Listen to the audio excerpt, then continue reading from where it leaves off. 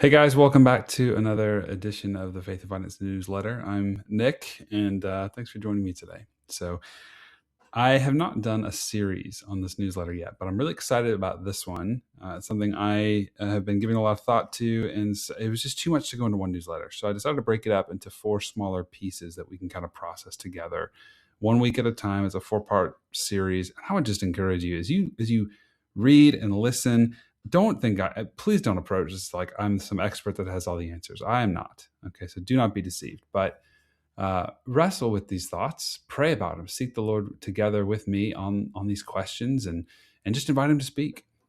So the story goes that there's a man who owned a pet snake. It was the kind of passion of his life, and he absolutely loved this animal. His deeply held conviction was that if you love the snake will love you back. Doesn't that sound so sweet? So he slept with it every night in his bed. Now, I have to believe that this is a true story, although I can't fathom someone actually being that. I don't want to say stupid on a on a podcast. That sounds a little bit insulting. But like I just can't imagine somebody actually sleeping with a snake. But anyway, I did do some Googling. Apparently there are real stories of snake enthusiasts sleeping with snakes in their beds, or like actually being eaten by their pet snakes. So this is not a completely crazy story. But anyway, he slept with it every night in his bed, and years went by. And then one night, spoiler, while he was sleeping, the snake killed him and ate him. An expert later explained what actually happened. So the snake was never his friend. It was never returning the affection. It was simply waiting until it was big enough that it was sure it could kill him. Big enough to kill. That is your investment account. Okay, that's the application from a friend of mine who's a fellow financial advisor. And he uses the story to illustrate the dangers of wealth. So think about it.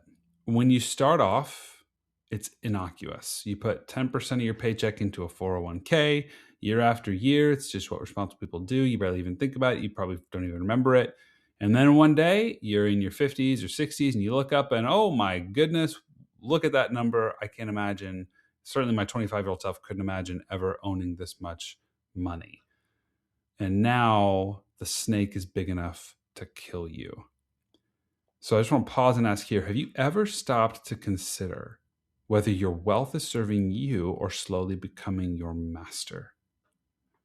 And I might even go further, like, is your wealth subservient to God, or is it slowly beginning to become, and I'll just say my master is my wealth. Is it becoming my master? So Jesus was remarkably blunt about money. He did not dance around it. Luke 16:13 says, no one can serve two masters. You probably know the rest of the verse. You can read it right here if you want. Paul also echoed the warning of 1 Timothy 6:10 when he said, the love of money is a root of all kinds of evils. Now, of course, I'll point out, he said the love of money. But I've written about this before, about how many of us do kind of love money. I don't want to get ahead of myself, but I'll come back to that. But it's through this craving, he says in 1 Timothy 6:10, that some have wandered away from the faith. They've literally left the faith over love of money and pierced themselves with many griefs. Pierced themselves. The language here is so violent. And the Gospels give us a devastating side-by-side. Matthew 19 tells the story of a rich young ruler who asks Jesus what he must do to have eternal life. And Jesus tells him, he says, to sell his possessions and give to the poor. Okay, obviously Jesus didn't say that to everyone, and I know that, but he did say to this one man, and the man walked away sad because he had great wealth. So to carry the metaphor forward, the snake was already big enough. It had already begun to strangle him. But in Luke 19, there's Zacchaeus, wealthy, corrupt, and yet when Jesus enters the picture, something in Zacchaeus is so broken open that he stands up and gives away more than half of everything he had, voluntarily, joyfully, and to the point of honestly almost impoverishing himself. Same Jesus, same invitation, two completely different responses from two different men. And to me, this is actually where the snake metaphor breaks down a little bit. So, like I said, this is a metaphor of a friend of mine. So I'm giving this a 4-part series because I'm actually going to critique this metaphor a little. I think it gets some things very, very right, but I think it actually gets some things a little bit wrong. So why did the rich man succumb to the death blow of his wealth while Zacchaeus somehow escaped the coils of the snake as it attempted to tighten around him? So we'll explore that tension further in next week's newsletter. But just to close, I want to give you one last question to think about. How would you describe your relationship with money right now?